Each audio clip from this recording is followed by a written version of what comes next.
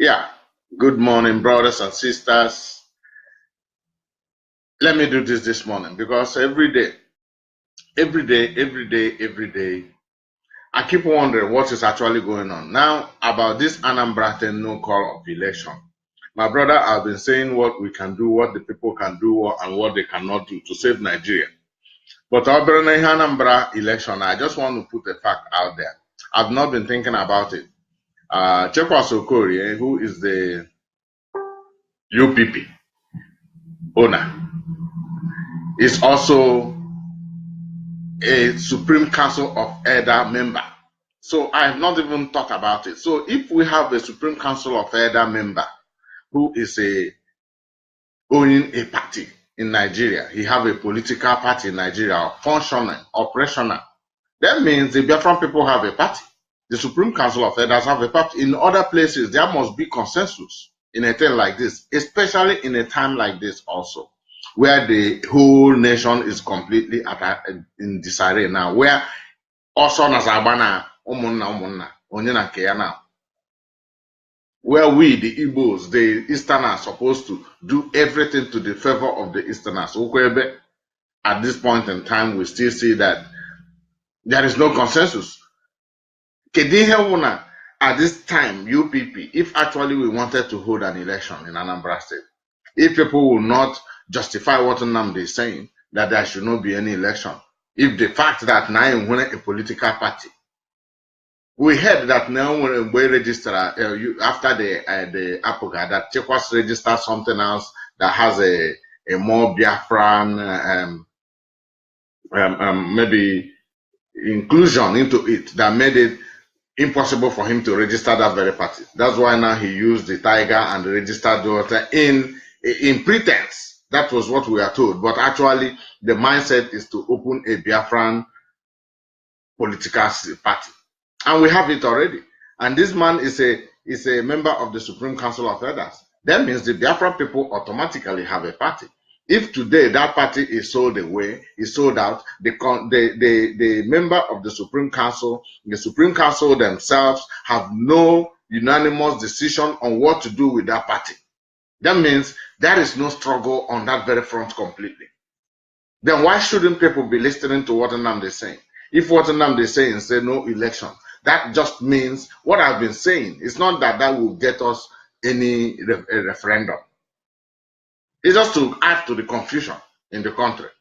Because there's nothing right. Our own people, the people who think, that's why I said I made my analogy and people think I'm crazy doing it by telling you people that we need a different train altogether.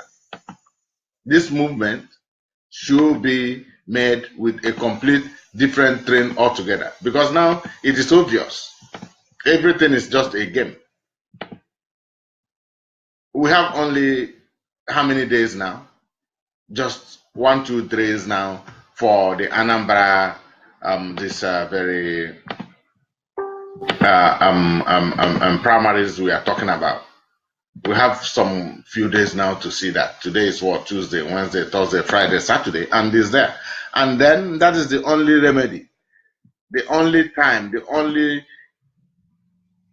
space the UPP and their man I call by names because now my own I'm on Chekwas should rescue himself, not rescuing the Biafra. You can't rescue Biafra, but in this case, anybody who have a problem with Biafra should think about how they rescue themselves. Because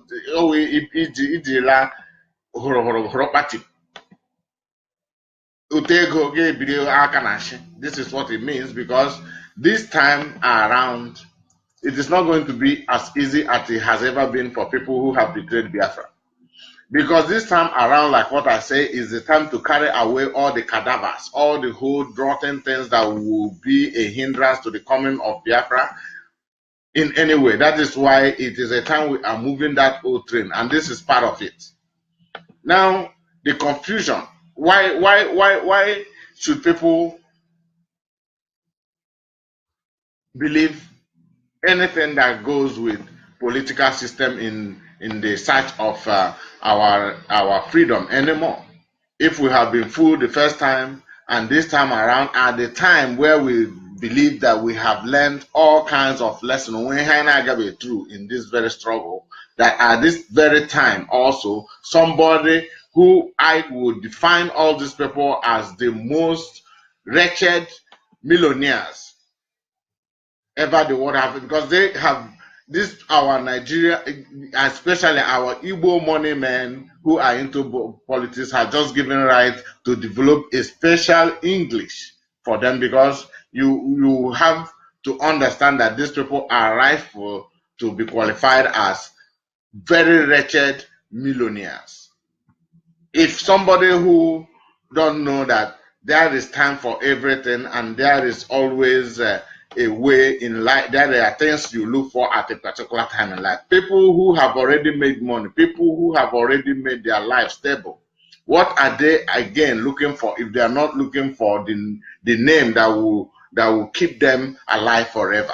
What will somebody again, like a man who have been able to grow the capacity of owning a political party in Nigeria, when if Nigeria is fine, you say, okay, what is he going to look for? But in a situation like this, when your people are in their need of what you have, when your people are in their need of your help, and this is not that as if you are an outsider in the whole game, you are a member of the Supreme Council of Elders, which is the government of the people.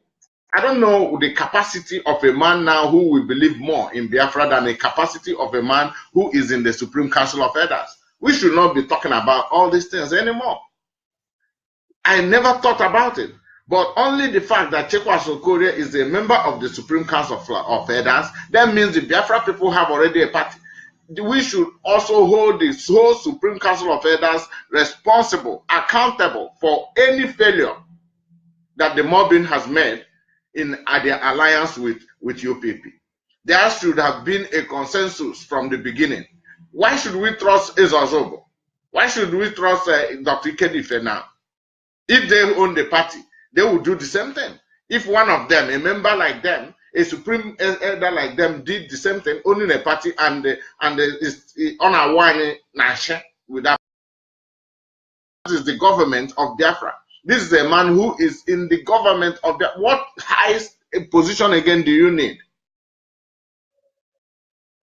I don't understand again, because it came to my mind this morning. We are not supposed to be holding only Chekwas responsible. We are supposed to be holding the entire Supreme Council, entire government of Biafra. So if we should not trust the government of Biafra, then we throw away anything we are doing on that front. Because if a man who is a council member has a party, these are the engine room of Biafra.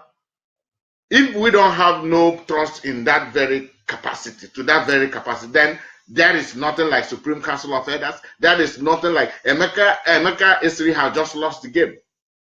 Because I've been calling them, I support what they are doing, but they don't have these people, we don't do things. Listen, before ever UPP will go into alliance with a Mobbing, the Supreme Council of Elders is in agreement with the Mobbing. And the owner of UPP is a member of the Supreme Council of Elders. What are we talking about here? We are making a fool of ourselves, as if Nisha the animal. What are we not talking about here? The Supreme Council of Elders, one of them is we should not be talking any level. There should not be anybody talking anything again. On Saturday, there's not be any nomination.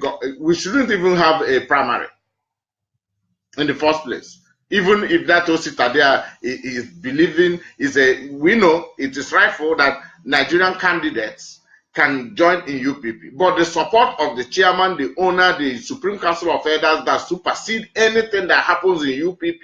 Look at people complaining now that there's UPP party is being made in Abuja. Look at people complaining today that Chekwaso Korea has collected the sum of 40 million, this and that million. Is this the kind of stories we are supposed to hear at this time? I've told them what I told them. I've written my own piece today because it's unfortunate what is happening. And this time, Biafra, if UPP, everybody, the Mobbing, the people who work for Mobbing, the people who are in the Supreme Council of Elders, they should really be taking their time now to look back again and to see the people to hold accountable of everything, because each one of them are responsible for what just happened if it happens to go wrong. I'm just saying, because we only have some couple of days to see if the only man we know who should be in that position now as the governor, a candidate of Anambra State under UPP, that should come out on Saturday is Chude Ofodile, because he's the only man left there. I screen them. A lot of people cry a lot. Listen, Emmanuel, I'm very direct. And that is why people hate me, because they like me when I'm direct against another man. They say, oh yeah, you are doing it right. Then when I came out, you who said I'm doing it right, I have also something that I have to say about you. Likewise, you have something to say about me. But don't say Emmanuel is bad when I hit your own point. Hit my point. Let's correct ourselves. And we have a lot of accountability questions and the responsibility to go around here. The mobbing, the UPP, the Council of Elders, they should be planning on people to be held accountable on what just is about to happen. Because this will be the epic failure of the Biafran political system. And the last, that will create the whole confusion that is among what is building up in Nigeria. The other thing we have, on the other hand, have no map. They have no plan. It's just boycott the election and give us referendum. That is planless. And that is the only thing that is carrying weight. We should be ashamed that the only thing that is making wave in our area is a planless plan. What plan have Nnamdi got? It's no plan, but it's the only thing that is winning, because it's the only people can react to. It's the only thing people can trust. That thing, they don't know what it will lead to, but at least it gives the happiness to say we are not doing it the way we used to do it before. We used to vote before. We are not going to vote again now. At least they are happy to be disobedient in one way or the other to this government, central government of Nigeria. That's the confidence, the courage Nnamdi's own appeal gives to our people. There's nothing to that. We want a referendum. We need a date for referendum. Who are you talking to? They don't talk to government like that. So the people are good. People are relaxed. People welcome this saying because it gives them another morale. At least they are doing something. They are doing something the way they have not done before. This one you are calling them in political, they have seen it all. When we say trust them this time, we can get it right. This time they say you people are foolish because these people, you can't trust them. And they are right. It's as if we are foolish. We who believe that start thinking, okay, let's try it this time again. But the problem is that mobbing did not do their own homework. They never hold themselves accountable. They never put up any measures to make sure the things that happen within the APOGA did not happen again. They never put up measures to have a message to put to the people to change the mindset of the people. You have to attack the notion of there is no election that will give us referendum with a responsible, articulated message of confidence, of the opposite, of confidence in the sense that people's mind is on what happened the APOGA days. If you don't have a message to counter that, if you don't have a message that builds on strategized mechanisms that will be functional, operational, physical, not by saying it's no, it will not happen again. Doesn't change somebody's mind by just telling him what happened then will not happen again. You will show him reasons, mechanisms on the grounds, what you are going to do differently so that it doesn't happen again. There was no such message. I tried to force the mobbing to understand the agreement they are going into. They have to have their own condition going into this agreement. If the UPP doesn't agree that condition, there is nothing to do there. There's no need trying. There's no need going. We are not in a vector now to try. What the Biafra movement needs, that anything we want to do, we know that either it is yes or no. That is why the Nnamdi strategy for me is not something I can try because it has no headway. It's just a matter of let's do something. So right now, I still stand by why I stand. This Biafra, this last political scene now have shown me that we are just walking on the wrong train. That very train that Ojukwu them drive, that very train that the people, Effiong them, all those people who fired that train, accuse them, Colonel accuse them, if they are parts of a car or of a train, you know how weak they are with their age. Even if them.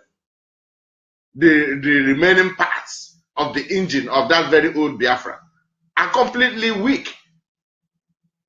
We can't use them and put together. Some of them are completely gone. Means that there is no engine anymore. What we have there is an empty body of the train that we have been trying to revive for years. Wazirike tried, put a paint to it. People didn't know. They are wearing seats. They are wearing glasses. They are wearing electrical for anything functioning. But we accepted because everybody loves the train of Biafra. People, our people, we have that very ambition to make it work. So people rush in that train, like I've explained before, entered, everybody rushing the train to find out there are no seats, there are no electric wires, there are no glasses, nothing. But people believe that if Wazirike can paint an old train to a shining object, then we can put in all other functions and make it work. They started putting in money to put the chairs, everything, they find things to make sure that they could put this train to life. But unfortunately, at the time, people started accusing Wazirike of squandering that money. Then people, instead of running away from the train now, have to form their own groups by now taking parts of that coaches, going to start decorating coaches of that train as the train they will go home with. It became a confusion. That's what happened within the time Wazirike started the movement, the time he went to prison and he have compromised. They believed that he was eating the money meant for the preparation of our home going with that train of Biafra. So people like Benjamin Onwuka, people like a lot of other people, the government in exile, a lot of people bounced out from that Wazirike time. There were groups that became people who started working on individual coaches of the same train. Now, sometime, like I explained, 2011, 2012, Emeka Esiri, Nnamdi Kanu, and the Supreme Council of Elders we are talking about came up again to make a very good, big announcement that they have found the engine. That is the time they formed the structures to help us go home. They formed the media structure, the judicial, the judicial structure. That is the law, that went to court with Nigeria today. Nnamdi on the media, they found the government itself. They put in a lot of structures there to make it work. That was like an engine. They told our people now that they have got an engine. But on mounting the engine, they themselves had a division among themselves that a lot of people, a lot of problems started happening between Nnamdi Kanu, the Supreme Council of Elders, and the Emeka, which we also live up to today. We also see that is a present problem. So it's not as if there's anything I'm saying here that doesn't make sense to what has just happened and what is still happening. So they have this problem. And between all these times we are talking about, the Nigerian government as a government seeing that we are about to move that very old train again, we are trying to revive that train, we are trying to move that train, they try to stop us by all means. By sending Nnamdi Kanu to jail and doing all kind of things, killing our thousands of Biafrans during the time of the protest. We all saw that happen. That's all what transpired. Now, on the release of Nnamdi Kanu, it's as if Nnamdi Kanu has succeeded in putting up the engine, his own engine, personal engine now into the train. The Emeka engine, there's so many other engines, like the different groups of people we have, the government in exile, the BZM, Biafran youth, this, youth, that, everywhere. There's a lot of them there. Became reserve engines.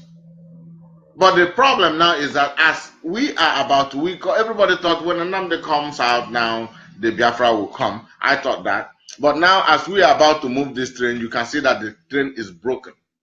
If the our side will come up now to understand that that train cannot move and say, okay, my man, if this train is broken, the train is broken because it is just what I said, a painted ciproca, ili eterenzu. You just what they did was that old rusted panel of a train that was left there since 1970, rusted, okay, ngwere, ahihia, we know what it means when a panel is left for a long time to be on a roadside, rain, sun, everything. The panels will be rotten. So if you paint over it, you have not done a very good job if you don't weld it and clean it up and change some parts. But that's what happened.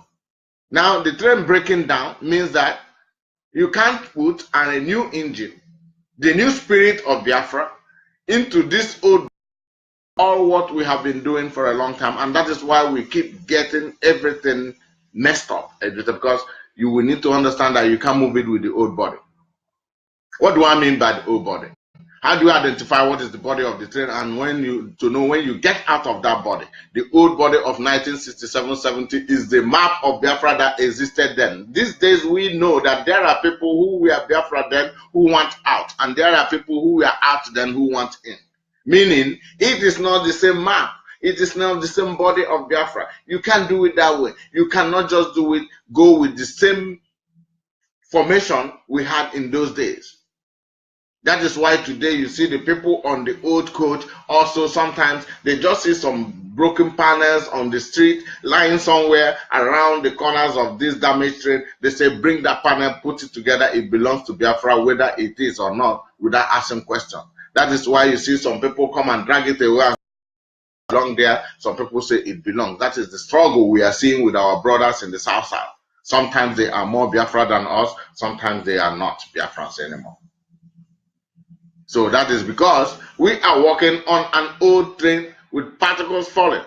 Tony Nadi is the only man, Lower Niger Congress, who went to build a new complete body by going around to identify who wants to belong and who does not want to belong anymore, because he identified, the Lower Niger identified that you cannot walk with that old body anymore. You really need to. It's an old body. So many people, so many is rotten, so many pans that you cannot identify which one belongs where. So he went now to ask all the ethnic nationalities if they really want to belong. He got his compromise. But that compromise will not do the job, because that compromise will wipe away the name Biafra. And if you set this new body, this new train on the stage now for the Biafran people, they will deny it because they don't see the name Biafra written on it. And that is why you see Tony Nadi's own boss hanging. It's if you watch the Tony Nadi progress, you watch his documentation, you see that he have wonderful, well-designed to what every other side. What you see in this Biafran side is all Nzobu, Enimba, this and that. But Tony Nadi is doing the job in a well-furnished workshop. You see a clean job done. But the problem is the name. Nobody is going to follow that name. I tried to help, revive, promote, advertise, convince our people that that same Nadi train is going the same direction. I found out the difficulties. I'm somebody who's ready to push it because I have only one goal. My goal is the freedom of our people, irrespective of how it comes, from who it comes. So when I saw the Nadi train, when I identified the fact that we needed a new train, I wasn't too sure about it, but I was to try my hands on anything that I saw on the road going back home. But right now, I am too sure that we really need a new train, just like what Nadi did. When I followed Nadi, I wasn't sure about whether we really need a new train. I was doing the work. Okay, let me work with him and also work with the Biafran people, the people who call Biafra. I tried to see if I can find a middle ground, bring the compromise. It's not easy with our people. Because if Tony Nadi makes a shift from his position, if he changes the name, he loses his alliance. It was so complicated that our people could not see through what his problem was. A lot of people believes Tony Nade is a man who believes in what he says, but he have to believe in what he says because he have no other choice. If he makes any other stands on any other position, he loses his alliance. Although also there were so many times and opportunities he had to make some corrections, which I personally think he missed those opportunities because there was a need to call for him to address the people. But I don't think that happened. He only said he did it a lot of times. Anyway, that is the stories that has been going on. How do you join? We tried now to join an old train to a new train. It didn't also work by trying to, how do we get Tony Nadi and the Biafra movement to collapse together? It didn't work. We see that to move an old train with a new engine will not work. Also, to put together an old train to mix it up with a new train will also not work. What we need is a definite new, completely new train that starts by, first of all, now there is a cry out all over Nigeria.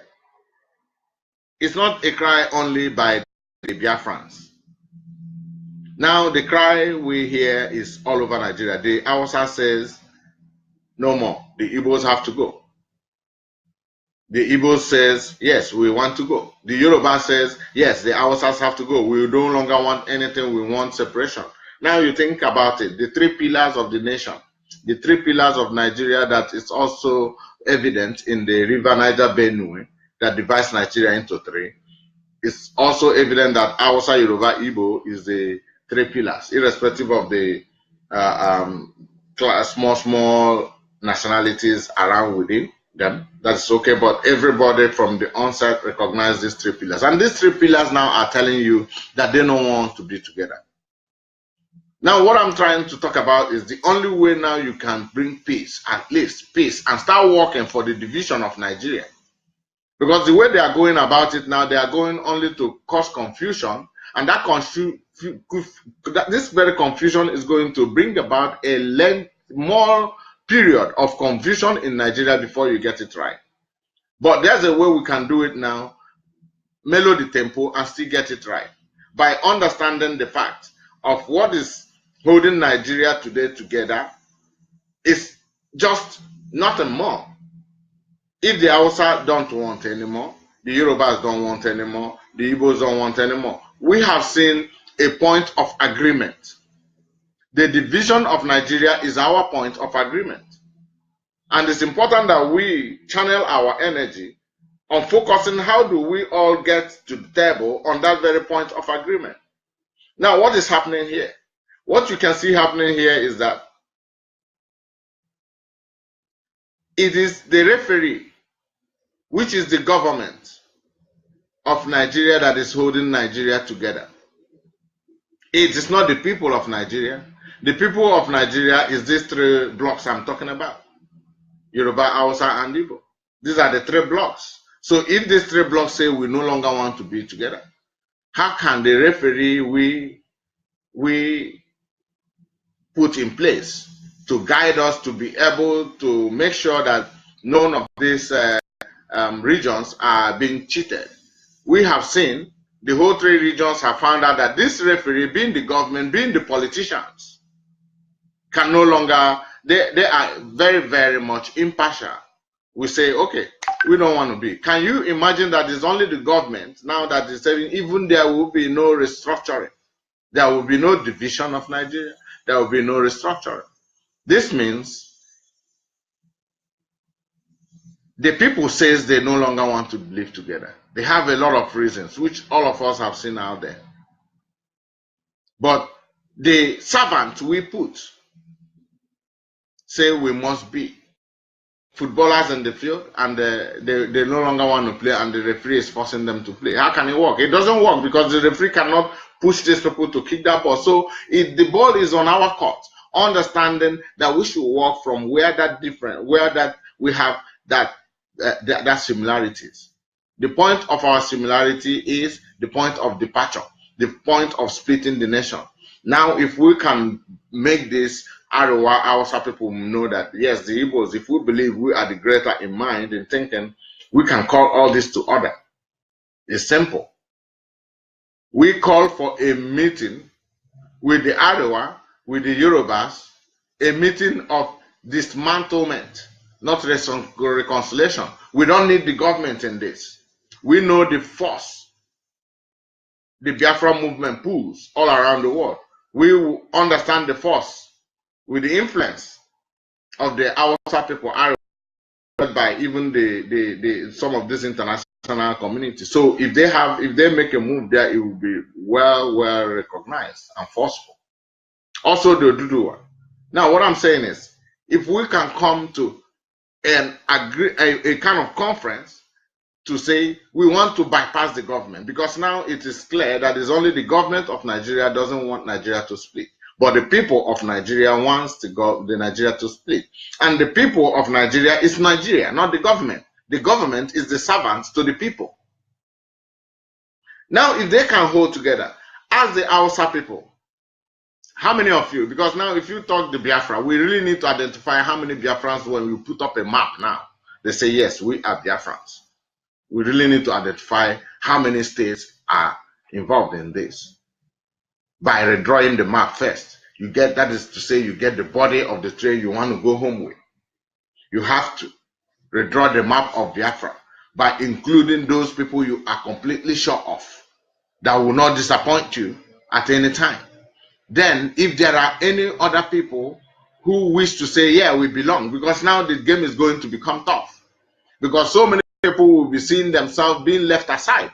Because if the Hausa people there will have to go back to draw their map, we can also identify that there are people on that very side that doesn't know where they belong. Likewise in the Yoruba. So we would like, when the Igbos come out with a 5-state map, identifying their own region as the Biafran people, then we will see the people whose their hands are going to be on to say, oh, we are among the Biafran coming from the south. They will be let in. The reserve, if you say you are Niger Delta, you want to be your own state, then we will understand where we are going from there, first of all. Then if we have all this from the Hausa side, the Yoruba side, and the Igbo side as Biafra, then we come up with the maps that are satisfactory to everybody involved. Then we will like the Hausas, the Yorubas, and the Igbos to come up with their deity, any kind of deity evidence you have against the opposition, why you don't want to live with them. We know there's a lot of them. Like we, the Igbos, we have evidence like the Hausa hate song. We have evidence of what the marginalization. We have so much that we can talk about. We can humiliate the Yorubas, the Hausas with. Likewise, the Yorubas have a lot of write-ups, a lot of wrong things we have done against them. The Hausas has done against them. We need them to bring the worst that will convince anybody who looks at it that these people can no longer meet. These people can no longer live together. It's just what we have to do to facilitate our ambition. The three regions' ambition from the people is to divide.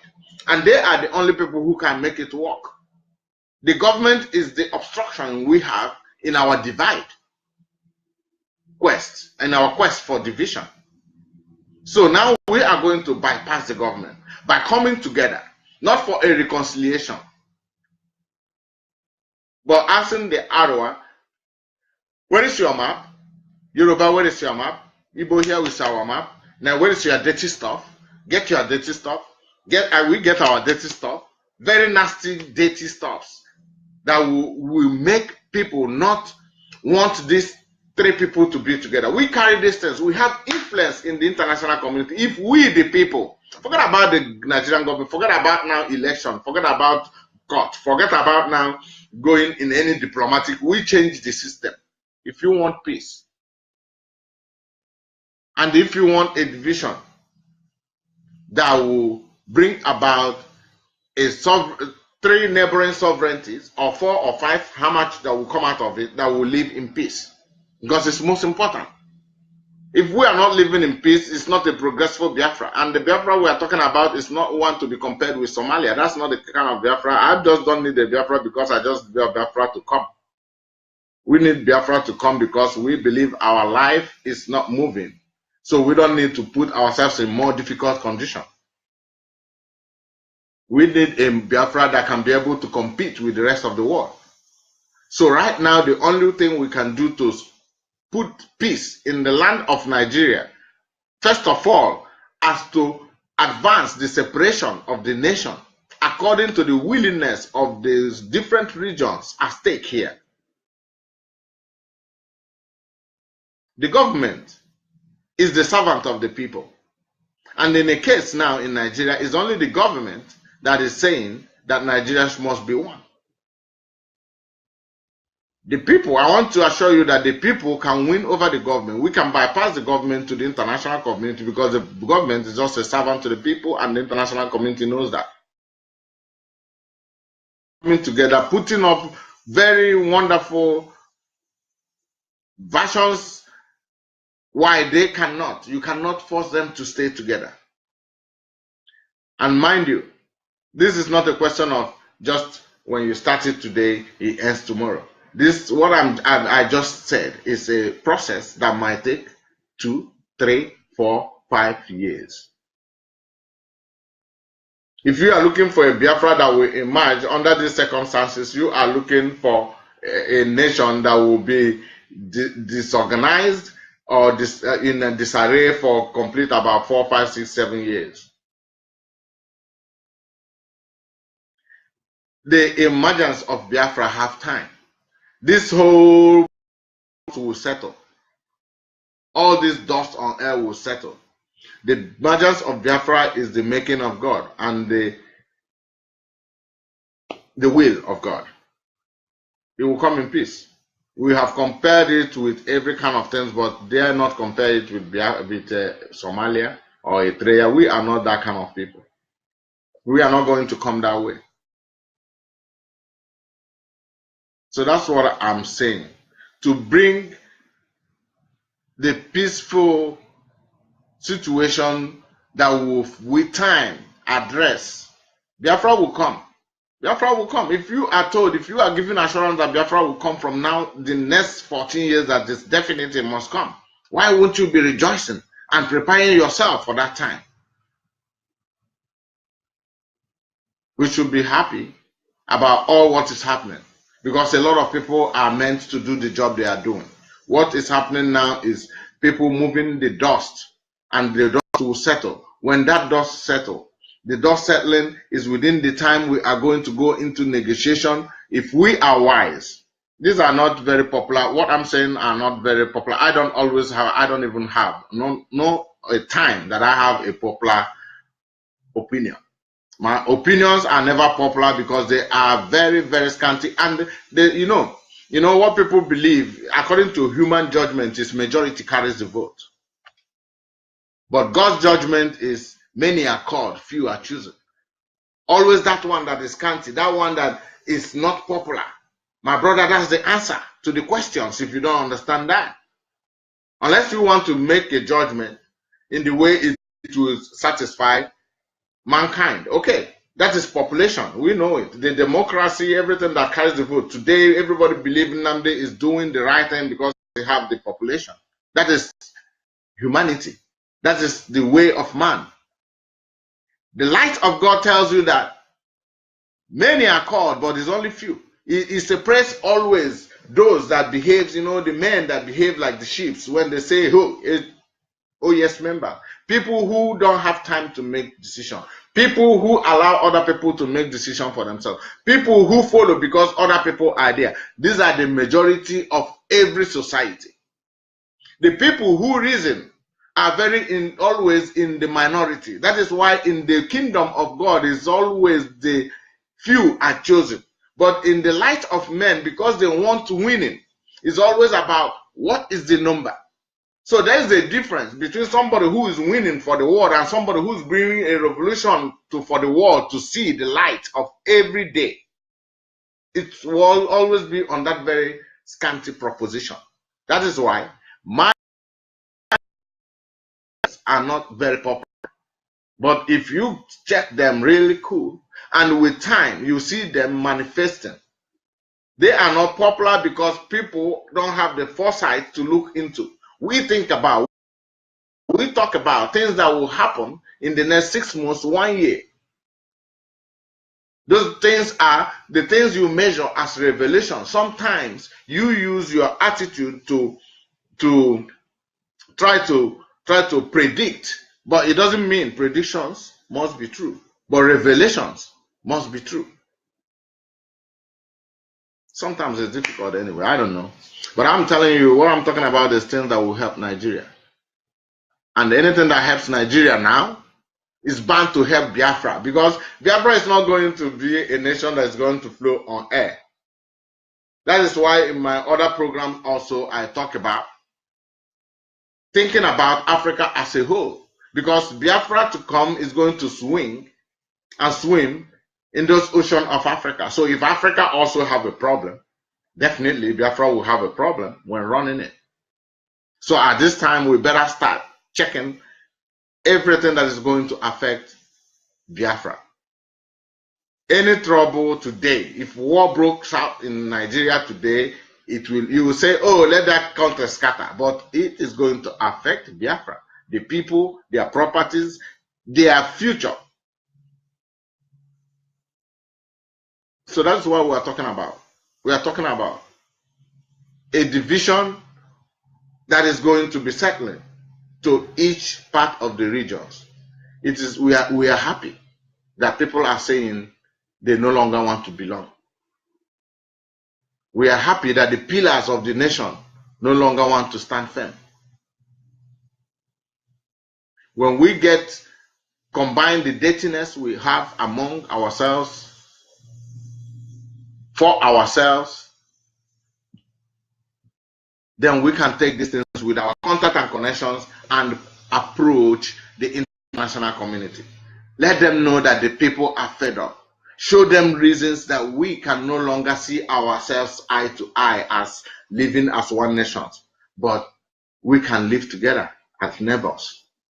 We can do every other thing, but to say we are one nation, we give them reasons even why they are also part of why it's not working.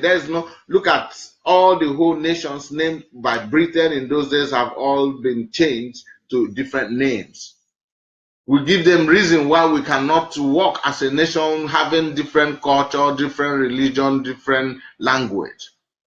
We give them instance with their own wonderful nations that have one culture, one language, one tradition, and the why that is the kind of a nation we are going to be. We give them reasons why we are going to make more meaning in the world if we are left to stay apart each other. We have a lot of people who can give such substantive evidence. But we should identify the fact that we need planners. Although we don't think that is always necessary, because the white men did a lot of things with our people. They did a lot of things with our people, and the most thing that is the most problem in the world is education. Also, education is the thing that completely finished us. Education is the worst thing. So there's a way. That's why I always tell you, Emmanuel, I talk about that area that you don't believe, that area that people are not in. Education, science is that happened to humanity. I can prove it to you. Science is the one that tells you there's no God, mind you.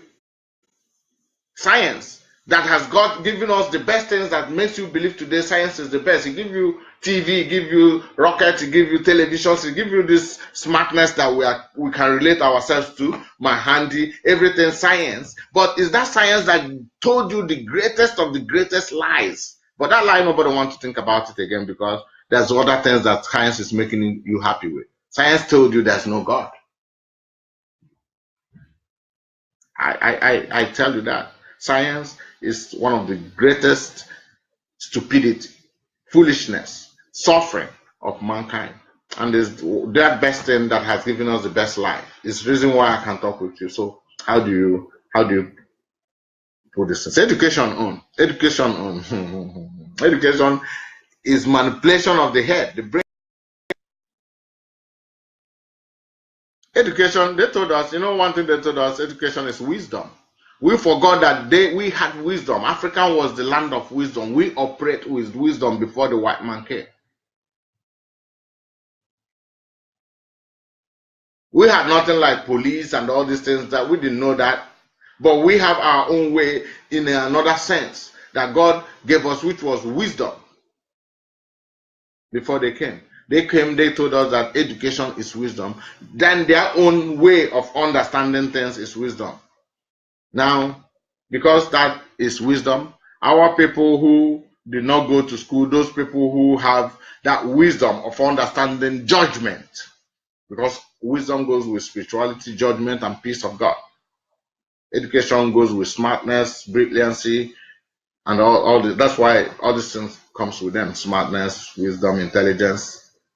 That's what goes with education. They told us that education. So we forgot about our own people because they are not wise according to the white men, because they are not educated. Then we call the doctors. We listen to the doctors. We listen to the engineers. We listen to the professors because they are educated. We think they are wise. They make money. We think also money is wisdom. That is good life. There's nothing wrong about it. There's everything good about artificial wisdom, which is education. That's what I call it, and that's what it is. There's not nothing wrong about, but the deceit of brainwashing us to living our own way of life. Let me tell you something. If the African men, if we the Africans never believe so much on education, we will not go against ourselves. We could have understood where our power lies.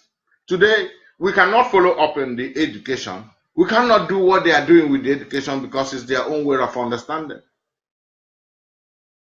Even if you want to get it right, they will always tell you are getting it wrong because it's their own system of understanding. They know it better than you. No matter what you think you are doing, you cannot be the best in the world beating the white man in their own sense.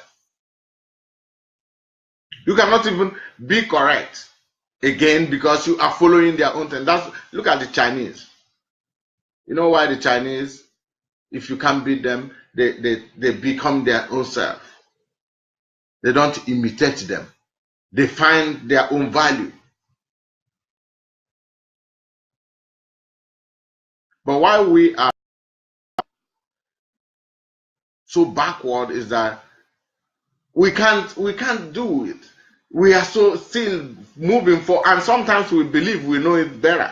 We fool ourselves. Sometimes they come and cheer us up that Look at the kind of professors, like the program I had yesterday talking about the professors. Professors, why are we getting it wrong in Africa up to today?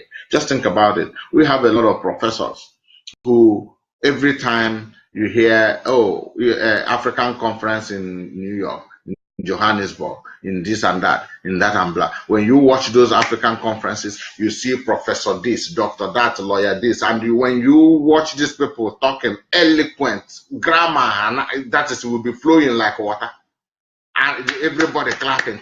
Hey. You see people talking about this, our professor, Professor Udukunku of Ghana, Professor Dimbembe of Cameroon, Professor BBBC of Nigeria.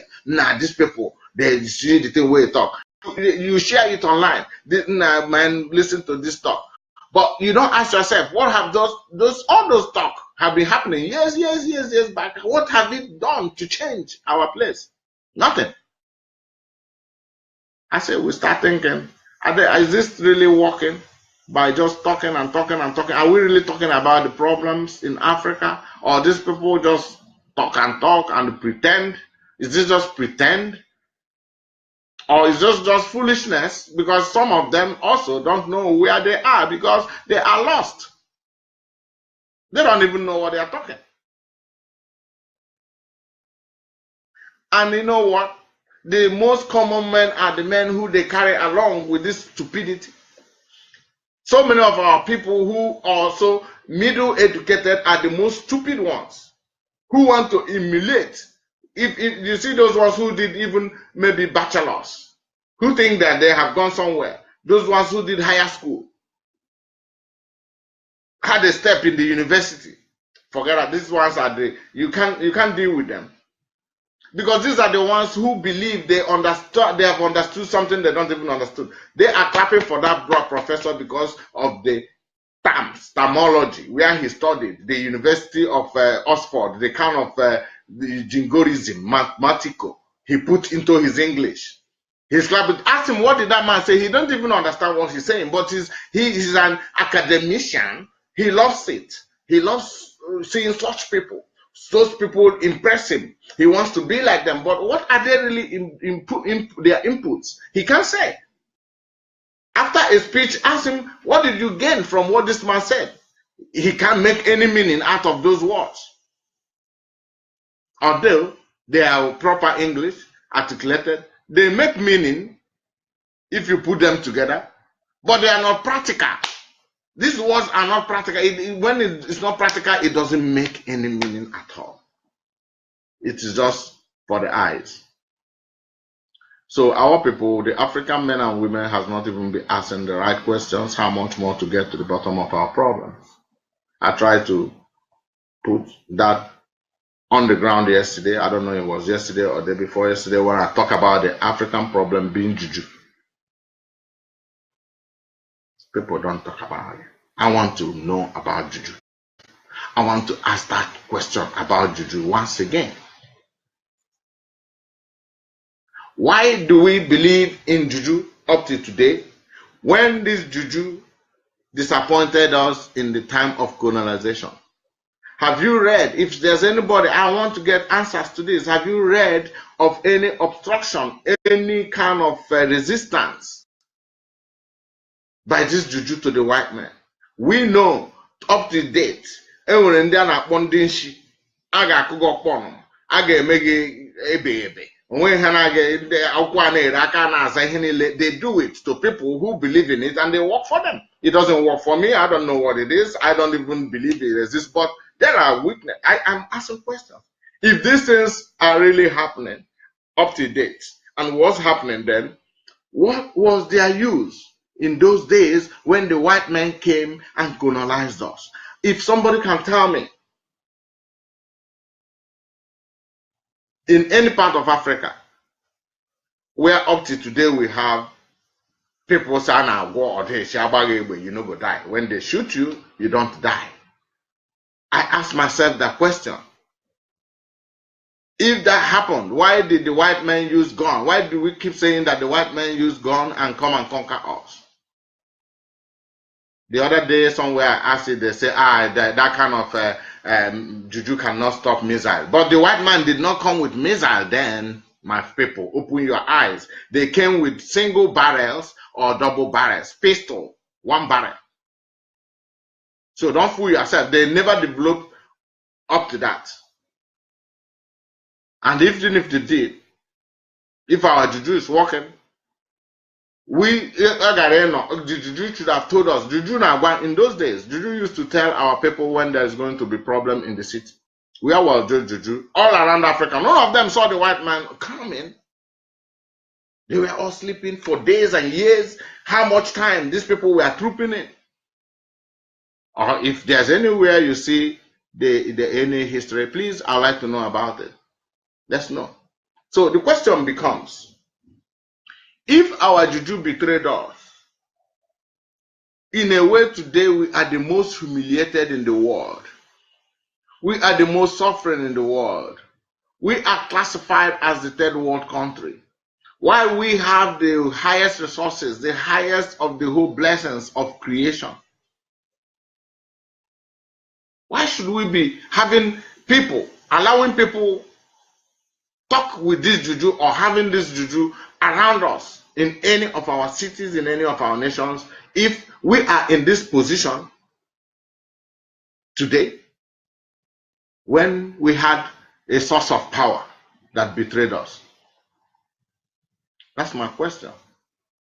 Can't we see that this is the reason why all these professors, all these engineers don't know what they are talking about? Can't you see that this is why you have so many conferences here and there that makes no meaning? Because these people you believe they know have their own belief system in their juju power. Most of them believe in their native doctor. Most of them will come to the church aspect of it also. That is to tell you that they don't have anything in themselves. They believe in things that we will also know whether what they believe in, whether they have the right. It's good for you to believe in something. I believe in God because I believe God works and it works for me. I'm evidence to it. I can testify to it. I can show you properly and you see it happening openly. It's not the juju owner never see it work. I only hear. I have challenged people. They couldn't. Somebody have said he will do me this out of anger, do this, that, and that, and that, and that. After he say everything, he said, I know what I did. I bring the pen and the paper. I say, you know what we do with this? I give you my name and my address so that your juju go know where it's coming. You say you do me something, you don't even have my address. You don't even have my real name. I don't want your juju to offend another person. I want your juju to come right to me. I gave him address and my everything says, please, so that you send your juju to the right address. But up to today, Emmanuel Nwachukwu, I'm there. So I know I am not denying the fact that there are my people who are watching this who are challenging me now. I don't care about your challenge, but I still believe on your own side of the story. Let's not throw ourselves challenge. I'm equal to the challenge at any time, but let's believe your own side of the story also. If you believe that this juju is working, let's believe for once, because there are evidence. Like some of the people watching now, there are witnesses. There are so many accounts of juju working. People, so who am I to deny it? But now that will bring us to another side of the question. Then, if the juju is working and he betrayed us, he left us to dry in the time the white man came. Because why I'm asking this is, I believe that what makes a nation great is the power you have. Sometimes physical power, military power, financial power. What makes America great today is their military might. It's about who we kill, who we finish the other people. That's what the power is all about. If you are stronger, you can always intimidation. That's what working. Forget the fact of all this they are saying human rights and equal rights. It's just pretending. We all know that. But in the case, what drives the strength of a nation is your mind. So if you think back before the white man came, again, if we should dress back a little bit, before the white man came, what was our source of power? What was holding our peace? Why were people not stealing like these days? In those days, we know that if you leave things, it can stay 2 hours, 3 hours, 4 days. Nobody picks your things on the street because we have control. What was that source of control? Why were people having this respect or fear, if you call it that way? Not necessarily because we had police before the white man came. It was because we have our chief priests who are giving all information, who the kings believe in. The kings get their like you want to call it now, security, what do you call it? What they say they call it now, their advice from the priest. The chief priest come to tell the kings what is going to happen, how in the powers, and it's because of these powers that people have fear that you don't steal something you see on the street. Instead, you go looking for the owner. That is why we believed in ourselves. We respected ourselves because of that power. So that power was the source of our strength. So that source of our strength should be what we hold dear. Just like the white man hold their power, source of power, which is their gun they created. And mind you, another annoying aspect of this whole thing is because the white man power is manufactured by them. It's a handmade something. How dare then can this handmade manufactured substance overcome a spiritual unknown substance that we believe knows more than we, that our people bow and respect so dearly, that tells us the future, that tells us what is to come. So you start to wonder, okay, like I was saying, on the point where I was, if as we have evidence now is true, let's believe from this other side. Because from the other side, I said, if these things are not working, that is my own belief. They are not working. I've not seen them work. I don't believe in it. I did magic. I frightened the medicine man with my own magic. I'm telling you things that that made me completely give up, that the thing is not working. I can believe it if I see it work. If it works around me, I would not like it to harm me. If it works, I'm not talking about anything to harm. Why are we talking about always harm when we think about it? That's another aspect of the conversation. Why would somebody be saying, okay, you don't believe it, you see something? He's talking about, he's only having the mentality of seeing something. Why did you don't come and do something good? Why will you always, when you think about, okay, if you don't believe juju, you go see him now? The only thing you are referring to is the wickedness, the rough action the juju will bring to the other person. Let me be watching the time because I'm going to pick my ball. So that's a different game again in that. Because every time we want to challenge somebody in the juju world is about the wickedness. That why should it be on that direction? That's another thing again. Let's challenge ourselves. If the juju is working, show me some nice things the juju can make. I will believe you. We are going to think about now, how did the white man become so powerful with their invention, and we are not so powerful with our spirituality? When we know everything in life is according to how you develop it, it grows with time. Like I said, the white man came, 1 barrel guns, 2 barrel guns. Today they have missiles, they have atomic bombs because they developed it, they understood it, they work together. So I still come back to where, if we find out that juju is really working, but it disappointed us, for what reason? We should ask that question. If the juju disappointed us at the time the colonial masters came, that left us dropping to the deepest ditch of this very trench, then what really happened?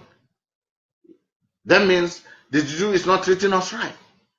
That means we should question our own character towards the juju. Maybe that's why it left us hanging. Now, let's question our character. Where do we house these jujus? Now, I want you to take your head backwards. Think about where you found any native doctor in your place, the village head priest of the place, where they have the village shrine. Some of them are in a public place, in a village center. Some of them are located in the big, widest of the bush. That's where we house them. Some of them are housed in a small caved houses. Now, how do we treat them? We come to them with fear. Somebody who is being brought to any of our voodoo, there is always a fearful reaction. What might come? Just like I said, anything concerned to it has to do with fear. You are not relaxed. That's the treatment in our heart, in our feelings. Now, our actions towards it. We kill goats, cows, any kind of animal, and sprinkle the blood around it. What do you get with that kind of blood sprinkling? Smell, flies, ants, insects.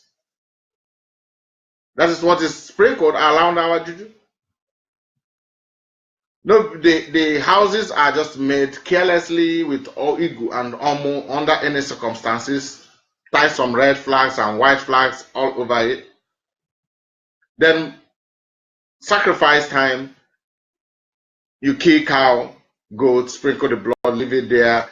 Animals, if the ones are in the wilderness, they stay in the midst of bush in the mid of night.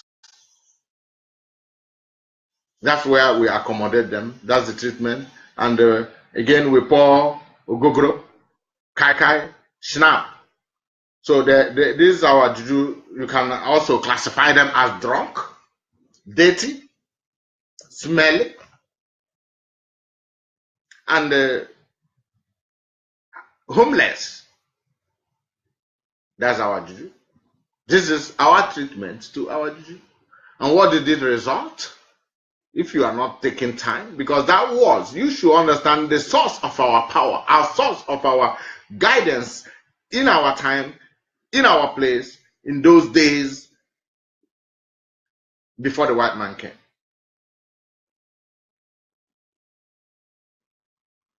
And this was the treatment we were giving to it. And the treatment we got in return is that it left us to be downgraded to where we see ourselves today. How do we know this? How can we justify what I just said? You can. It's easy for you to just. If you still believe in that juju today, that means you believe it has power. One.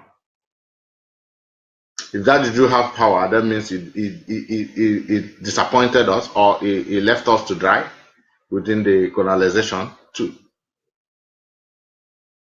That is for you to understand. So if you believe it's existing, it has power. Then if he left you to dry, if you were conquered and meant to be what we are today, which is reality, that means it left us. That's a reality. So that juju disappointed us, left us to dry. Why? We ask now, because we have found out that our treatment to it can be a reason. Okay, now the same, if juju is working in one part of the world, then it's working in every part of the world. Now let's draw back and draw our attention to the white people. If they also have the same juju, what they do with it, how they treat it, where are they living? That gave them all this smartness, the opportunity to become the great. The same they have it. You know what they call it? Ancient request. Sometimes they come and steal it from us. That juju, they have that power where they give them back home there. He come and he have the power. If he have that power there, he will have it there. Then maybe their treatment to the juju is other. Now let's see. Ancient remains, antiquities that have been exhibited in the museum. That's how it is here. What is a museum? Is a place you keep antiquities, like I said, ancient remains, and so many other wonderful properties of the old. How is the house built? Wow, giant, mighty house. Some of them are in the capital cities. Marbled, electrified, sparkling all over. And you know where this juju find themselves? In glass shave. Turning round and round and round. Beautiful. With beautiful, colorful lightning. Where people, the people who visit them, their mindset when they come to visit the juju, pleasure. They wear their suits.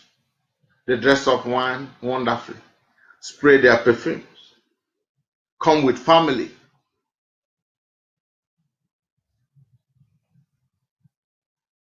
And then you want to ask this juju question. After you make a juju drunk, after you left it in the wide west, rain fall, sun, okay, animal, bussy, anketa, everything go shit up, and then you kill every kind of things, make it as rough as, then you ask him, hey, and what happened in my house today? Tell you it's a Monday, who kills Sunday? You know what? Come here. I will give you something. Take this one. Go put them here. You go kill your car for, so that give them so that they go know. And that what people do that. That's what our juju tells us. Because of our treatment to it, he abandoned us up to today. The same kind of thing is telling us today. It's not the same kind of thing that can take us anywhere. It's still also what the juju is still telling us today is the things that bring us down up to today. You know why? Because we continue on the same treatment. We did not fall from first world to second world. We fall from being the mother of all nations, the first world to the last. And if there's any other way to fall into, that juju will help us fall down more into the pit. I'm saying this because this is a land, this is a nation where Biafra is also going to be involved. So don't think about the blessing, the way of God. It's only one way, man.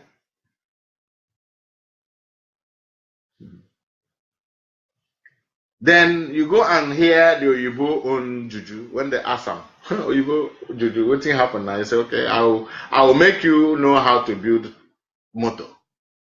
You know, after motor you go build plane. Then now we will come back to the world here. You go start make handies and the televisions and the laptops, so that we take you on a more smarter route. With happiness and joy, they communicate with their voodoo. And they give them all what we are using. Look at our own. So my brothers and sisters, it's only easy for us to understand that there's only two ways to this. There's only two ways to this. If we believe there is power in juju, we can also use that power to become the world power in the world. It doesn't matter how your own power is. For us to just believe that it's only the same way, it must be military power, military might. It's because we have lost our senses, because we sold our brain. When they told us that education is wisdom, we left our own side of the equation and start following their own. There were only two sides. They have wisdom and education, which is artificial wisdom.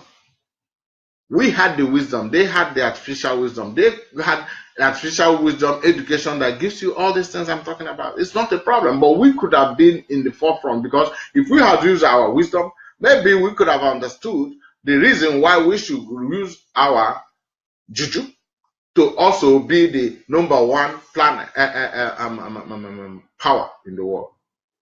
Tell me, if they could develop a single barrel, a double barrel to be in a missile and an atomic bomb today, we could have developed our Odechi to be in an Atisha. They start falling apart. When we just prayed, it's just a matter of, we don't need to start shooting. It's just a matter of take our plane, just go around their place like this. People, atomic poisoning. Atomic poisoning. Then when they know that, hey, you want to go with military, before you go in with military, your plane go to melt for up. You not even enter the plane to start coming to us. If you say juju is war, we should advance it. If they are not working, we should throw them away. My people, all I'm known for this morning. Thank you very much, and God bless you all.